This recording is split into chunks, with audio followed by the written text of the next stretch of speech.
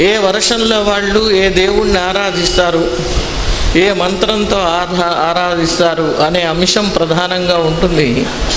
అలాగే మేరు పర్వతం చుట్టూ ఉన్నటువంటి వృక్షములు, నదులు, మరి పర్వతములు, వాటికి సంబంధించినటువంటి విషయం కూడా ఇవాళ ప్రసంగంలో సూక్ష్మంగా వస్తుంది. భరతుని యొక్క వంశ వర్ణనని ముందుగా చాలా సంగ్రహంగా చెప్పారు. ఇందులో సుమతి, భరతుని యొక్క కుమారుడు సుమతి అనేటటువంటి వాడు ఉన్నాడు. ఆయన వృషభదేవుడి మార్గాన్ని, అంటే జడభరతుడు ఏ మార్గాన్ని అనుసరించాడో ఆ మార్గాన్నే అనుసరించి వెళ్ళారు. ఆ తరువాత ఆయనకి ఉన్నటువంటి కలియుగంలో పాషండులైనటువంటి పెక్కుమంది అనార్యుల దుష్ట స్వభావాన్ని ఖండించటం కోసంగా మరి మంచి వాళ్ళు ఆవిర్భవిస్తూ ఉండాలి. అలా ఆవిర్భవించినటువంటి ఆయన వంశంలో ఉన్నటువంటి వాళ్ళు, వాళ్ళకి ఒక్కొక్కళ్ళకి ఏడుగురు పుత్రులు కలిగారు. వాళ్ళకి ద్వీపాలని పంచి ఇచ్చారు. అలా ఇచ్చినప్పుడు భువనకోశం అంతా కూడా వాళ్ళ ఏలుబడిలో ఉంది. ఆ భువనకోశాన్ని వర్ణన చేస్తున్నారు.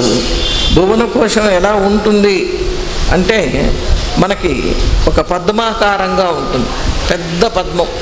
మనం ఉదాహరణకి చిన్నదే చూపిస్తాం, నిజానికి భువనకోశం అంతా చూపించటానికి అసలు ఈ ప్రపంచం చాలు. ఈ మనం చూస్తున్నటువంటి రాష్ట్రాలు, దేశాలు సరిపోవు. 9 వర్షాలు ఉన్నాయి. నవస్సు వర్షేసు భగవాన్ నారాయణో మహాపురుష. ఈ 9 వర్షాలలో పరమాత్మ అయినటువంటి నారాయణమూర్తి ఏ ఏ రూపాలు ధరించి ఉంటాడో శుకమహర్షి వివరిస్తున్నారు. మొట్టమొదటిది ఇలా వర్షం. ఆ ఇలావృతమైనటువంటి వర్షంలో భగవాన్ భవ ఏకహేవ పుమాన్, భగవంతుడైనటువంటి శంకరుడు ఒక్కడే దైవం, పురుషుడు. తక్కిన వాళ్ళందరూ స్త్రీలే. అక్కడ ఏ పురుషుడు ప్రవేశించినా స్త్రీగా మారిపోతాడు. ఒక పురుషుడుగా ఉన్నవాడు శంకరుడే.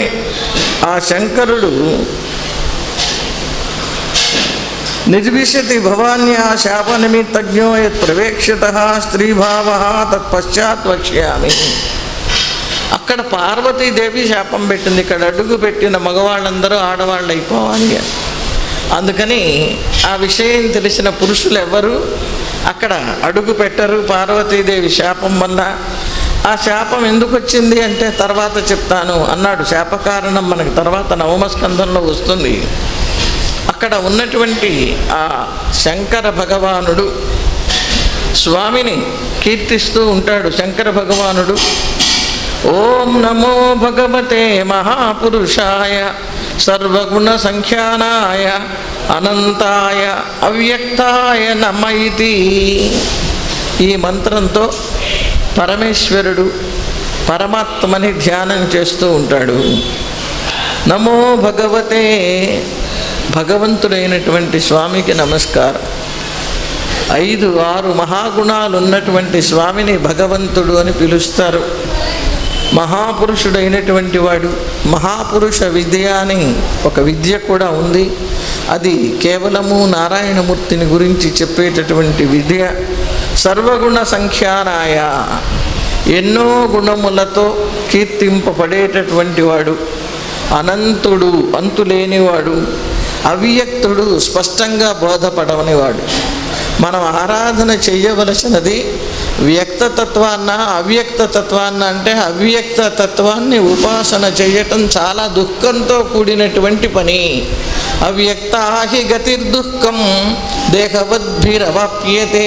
దేహంతో ఉన్నవాళ్ళు అవ్యక్త తత్వ ఉపాసన చేయలేరు. కనుక పరమాత్మ వ్యక్తతత్వంలోకి వచ్చి అనేక రూపాలు ధరించి అనేక నామాలతో కీర్తింపబడి భక్తులనందరినీ కూడా అనుగ్రహించటం కోసంగా ఆయన తపస్సు చేస్తూ ఉంటాడు. మనమేదో తపస్సు చేస్తున్నాం దేవుడి కోసం, మన నియమాలు మనం వ్రతాలు పాటిస్తున్నామని మనం అనుకుంటున్నాం.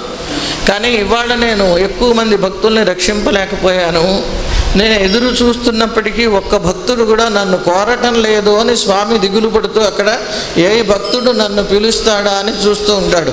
రక్ష్యాపేక్షాం ప్రతీక్షతే, రక్షించాలి అనే కోరికతో పరమాత్మ కూర్చున్నప్పుడు అడగని తప్పు మనది. అడగందే అమ్మైనా పెట్టదు అని లోకంలో ఒక సామెత ఉంది. స్వామికి అన్నీ తెలుసు కదా.